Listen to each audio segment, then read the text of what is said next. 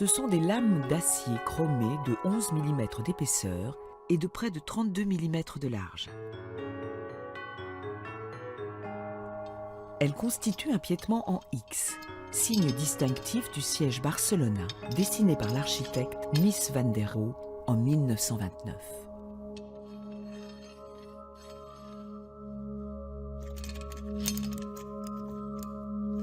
La structure est constituée des deux X, reliés par 3 barres transversales. Les deux premières définissent le cadre de l'assise. L'une placée au milieu de l'arc détermine l'arrière. L'autre, placée à l'avant, détermine l'accueil.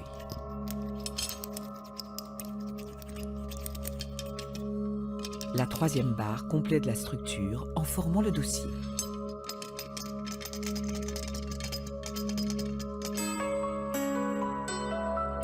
Quoi de plus simple à première vue que ces X et le volume cubique dans lequel ils s'inscrivent?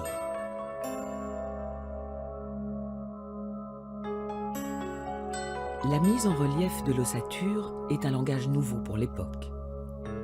La structure est apparente et semble dévoiler le secret de sa construction. En réalité, soudure et visserie sont invisibles. Les jointures sont cachées par les lanières sur lesquelles reposeront les éléments de confort. Tendus sur le cadre, ces sangles de cuir, 9 pour l'assise et 8 pour le dossier, complètent le châssis sur lequel reposeront les 2 coussins de cuir capitonnés.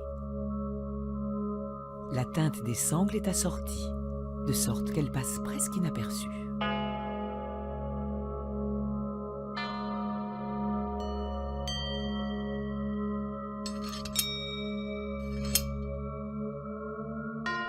S'élevant du sol pour former le dossier, un premier ruban d'acier décrit un quart de cercle.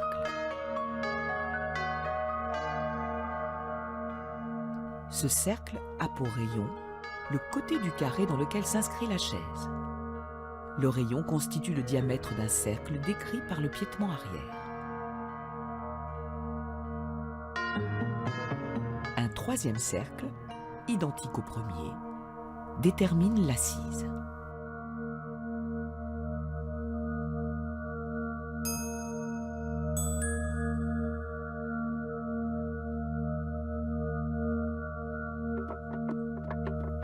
Mais tout d'abord, une chaise, pourquoi faire?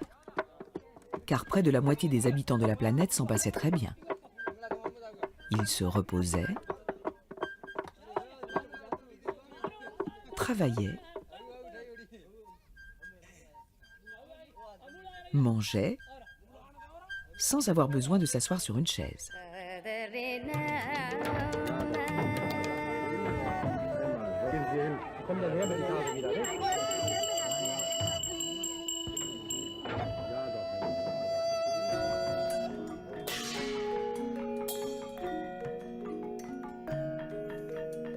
C'est non pas assis, mais debout sur une jambe que le berger Massaï trouvait le repos, une pratique remontant au néolithique. Les premières représentations d'hommes assis sur des chaises sont des femmes. Elles témoignent d'une civilisation matriarcale où les femmes investies de pouvoir ont le privilège de s'asseoir sur des chaises.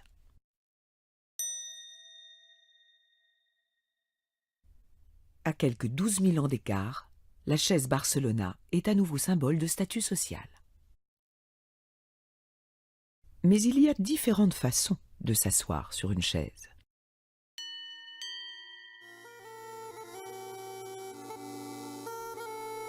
Assis droit, le dignitaire exprime la discipline à laquelle son pouvoir lui-même l'astreint.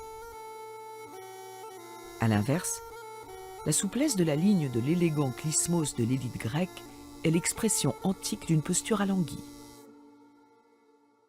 Les courbes des pieds et du dossier invitent à la grâce et à la détente.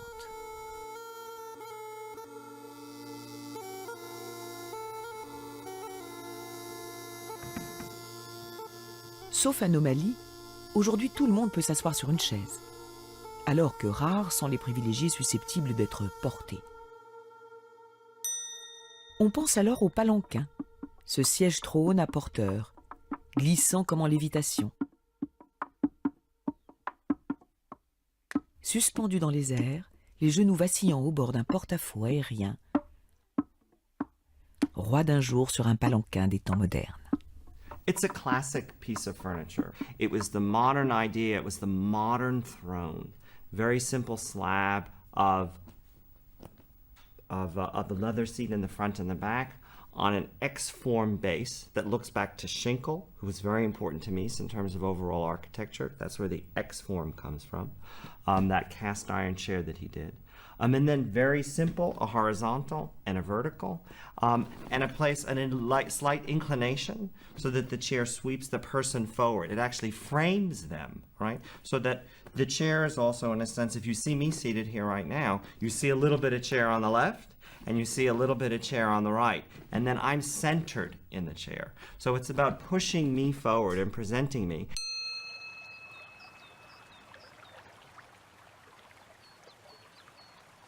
Mies van der Rohe admire Carl Friedrich Schinkel, peintre, architecte et décorateur néoclassique prussien. Un siècle plus tard, Mies emprunte à son tour le piétement en X de la sella curulis des dignitaires romains, tout comme Schinkel l'avait fait pour ses chaises de jardin, qui portent la marque de l'autorité du souverain avec leur piétement en X. Car avant de devenir une icône du matériel de camping, le piétement en X est un attribut de pouvoir, déjà présent sous Toutankhamon, puis chez les Romains. Il connaît un regain d'intérêt au Moyen Âge, à la Renaissance, puis sous l'Empire.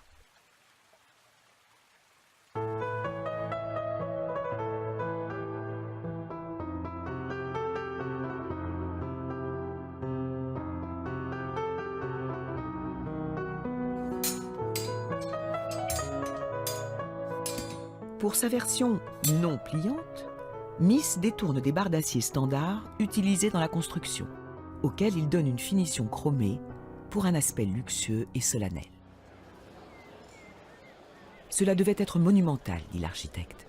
On ne pouvait tout de même pas se servir d'une chaise de cuisine. La chaise devait meubler le pavillon de représentation de la République de Weimar, commandé à Mies pour l'exposition universelle de Barcelone. Le roi et la reine d'Espagne devaient l'inaugurer en grande pompe le 27 mai 1929.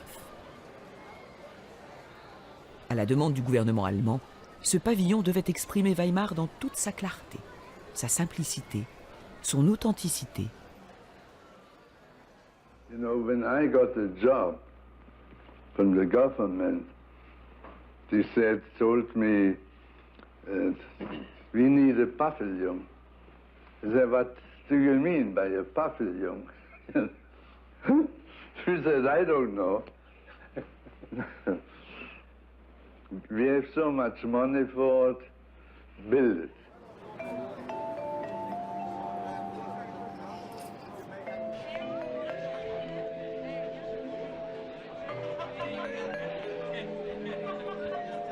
Tout de verre, de marbre et d'onyx, l'ouvrage allie le luxe au dépouillement, à la libre circulation.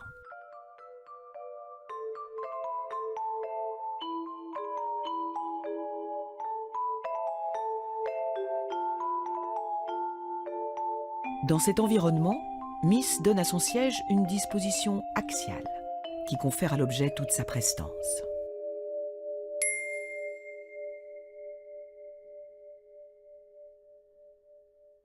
Il y a un air qui passe et un cuir qui s'impose. Donc on est là dans un statut ambigu où l'air fait glisser et où le cuir repose. Et c'est là tout le travail de Mies, qui est précisément de simplement constituer des intervalles dans l'espace. On n'est jamais définitivement là, on est toujours en train de passer, en train de glisser, en train de se poser la question de la place de l'homme dans cette situation ambiguë entre dehors et dedans.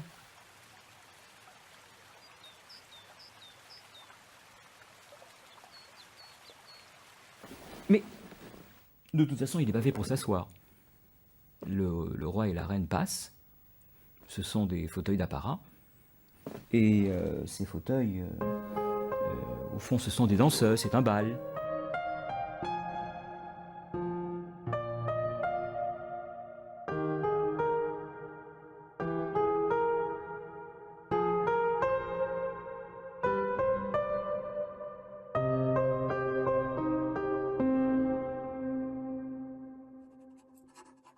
Je devais dessiner et Miss décidait, raconte le chef de projet de l'agence de Miss.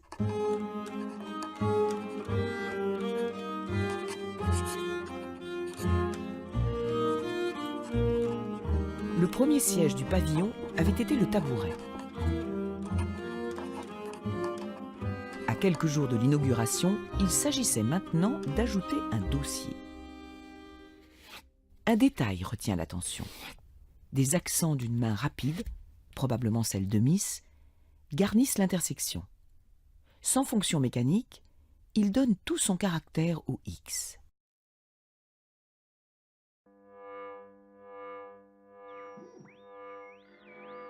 Passé au rayon X, les intersections des premières séries montrent des segments encastrés ou bien soudés.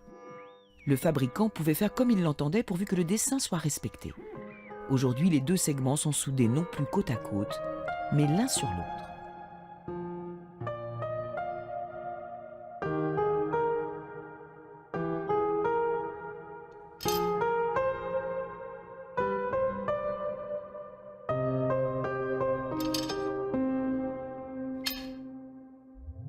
En ces années 20, L. Lissitzky multiplie ses X constructivistes.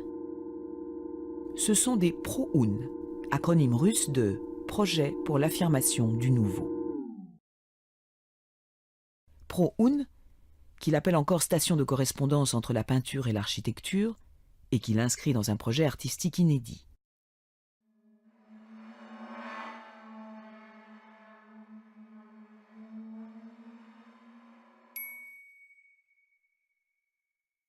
De reproducteur, l'artiste est devenu constructeur d'un nouvel univers d'objets, proclame-t-il. Un goût pour les formes simples, l'espace, la lumière, que L. Lissitzky partage avec les autres avant-gardistes du groupe G, actif à Berlin. Mies van den Rohe, Werner Graeff, Hans Richter. Signe particulier, porte-à-faux. Lorsque les sièges de Mies entrent dans l'espace décloisonné moderne, les maîtres du Bauhaus rivalisent d'ingéniosité pour débarrasser la chaise de ses 4 pieds. Martstam, le premier, lance ses structures en tuyaux de gaz.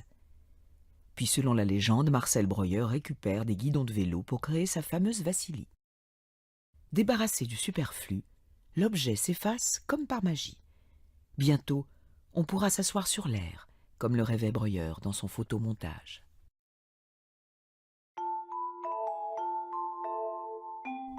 Avec la chaise du pavillon, Mies apporte une nouvelle variante. Un piétement en acier plat cintré et un porte-à-faux à l'avant.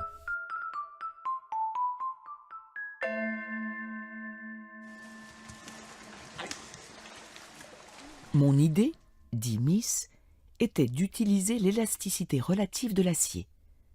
Ce qu'il venait d'expérimenter avec une chaise en acier tubulaire, présentée la première fois dans les salons professionnels de Stuttgart et Berlin en 1927.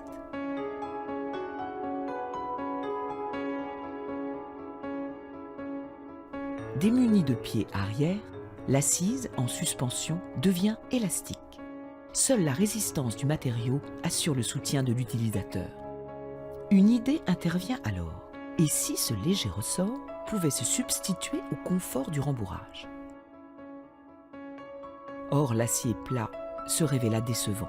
La chaise du pavillon n'avait pas assez de ressort.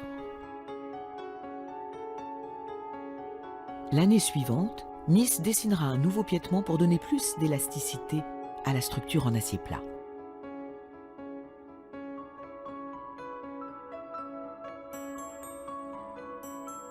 De 1927 à 1931, Mies décline toute une gamme de sièges en porte-à-faux. Un personnage clé resté dans l'ombre est aux commandes, qui décide des matières, des couleurs, des éléments de confort. Conseillère artistique, conseillère en communication et compagne, la contribution de Lili Reich est décisive.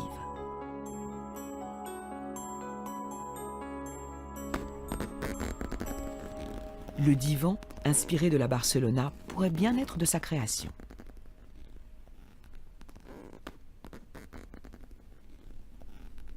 Beim Barcelona-Sessel haben wir gar keinen Hinweis, dass sie das getan hat. Man vermutet ja schon mal, dass diese Nähte und diese Knöpfe aufgrund ihrer textilen Erfahrungen von ihr kommen, aber dafür gibt es eigentlich keinen konkreten Hinweis, zumindest kenne ich im Augenblick keinen.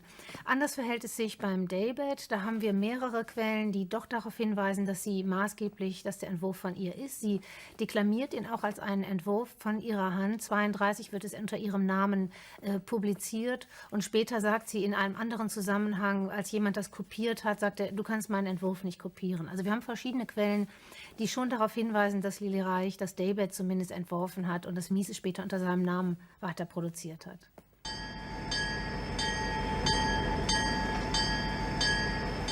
Nous sommes à la fin des années 20, au lendemain d'un conflit atrocement meurtrier. Le nouvel ordre capitaliste installe sa modernité, fonctionnelle, rationnelle, mécanique.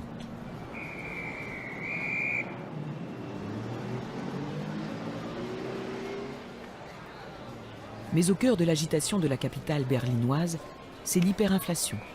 Le prolétariat est éprouvé, la misère et le chômage gagnent.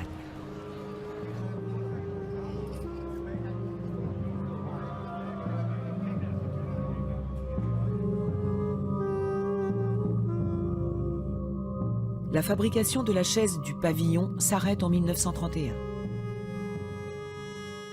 En 1938, Mies se résout à quitter le pays après avoir tenté en vain d'obtenir des commandes officielles de l'Allemagne nazie.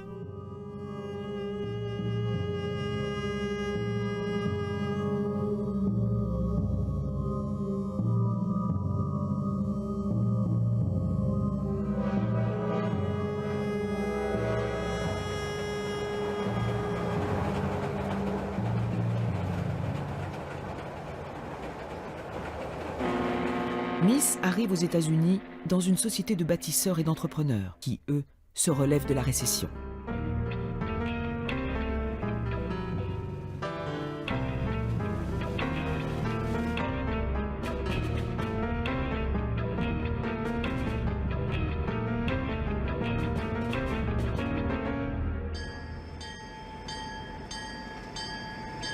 À New York, les époux Knoll, conquis par la modernité du mobilier Bauhaus, vont nouer avec Mies des liens étroits, grâce auxquels la Barcelona va renaître en 1948, à échelle industrielle. Florence Knoll impose la Barcelona dans l'univers de l'entreprise. Le siège trône toujours dans les salons classe affaires, moderne depuis 80 ans.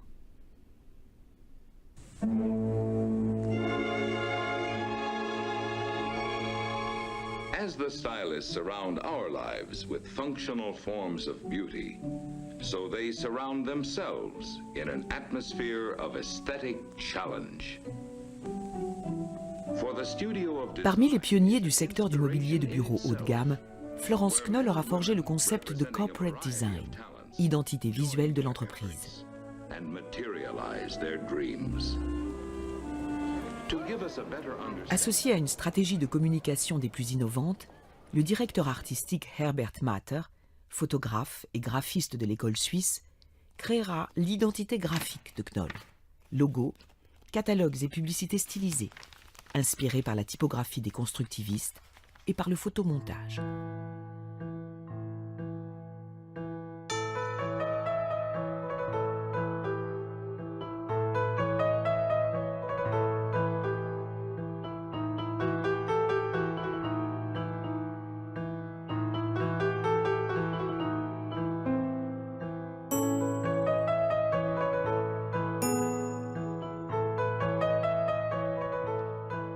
Les créateurs de formes les plus inventifs de leur époque rejoindront le catalogue Knoll. D'origine européenne, ils feront le design américain. Souvent décrié en son temps, cette avant-garde est aujourd'hui devenue le must de tout loft classieux.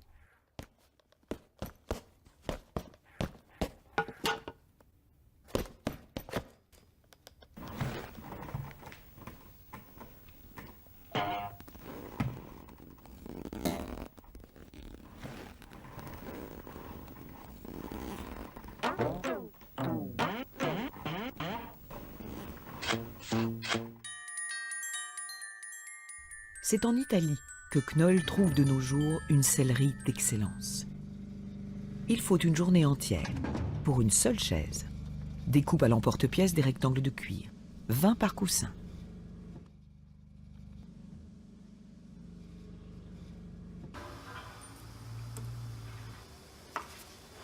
Les capitons sont formés à l'aide de boutons recouverts du même cuir.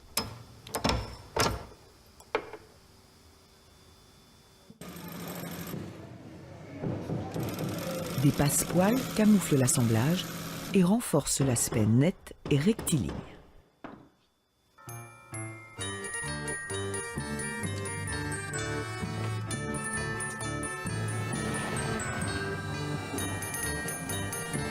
Fixation des sangles sur les barres transversales au moyen de rivets.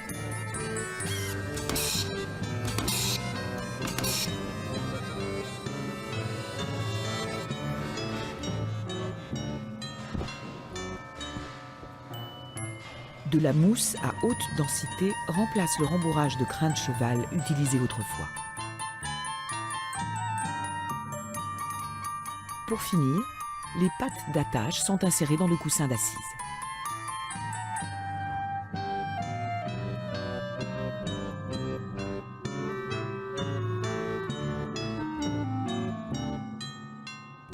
À la gamme classique et sobre, bordeaux, brun, vert foncé, ivoire, noir, s'ajoute aujourd'hui une gamme de couleurs euphoriques.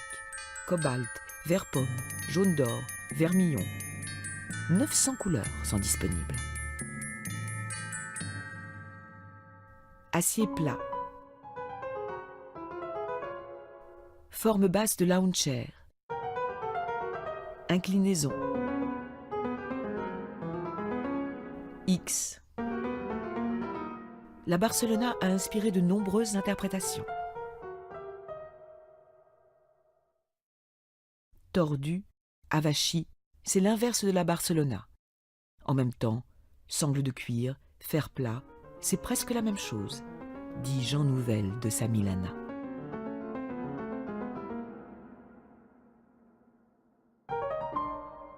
Chaise Barcelona empilable et Miss Repetitas.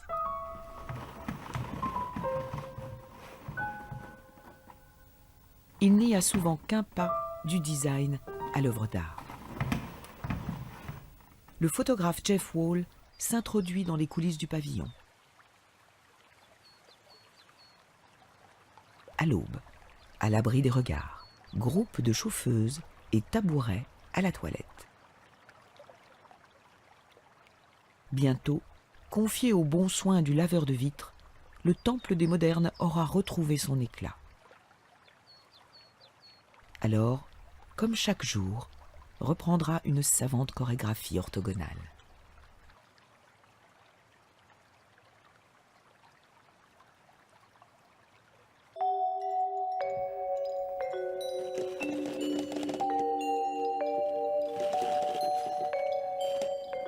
Même si l'assise concave fait un pied de nez au lombaire, et si les pieds des plus petits ne touchent pas sol, la Barcelona a désormais acquis une réputation de fauteuil confortable. Le confort se mérite. Après avoir tournaillé en tous sens pour trouver sa place dans la large assise, regard au ciel, à la manière de Miss, grand contemplateur des espaces infinis.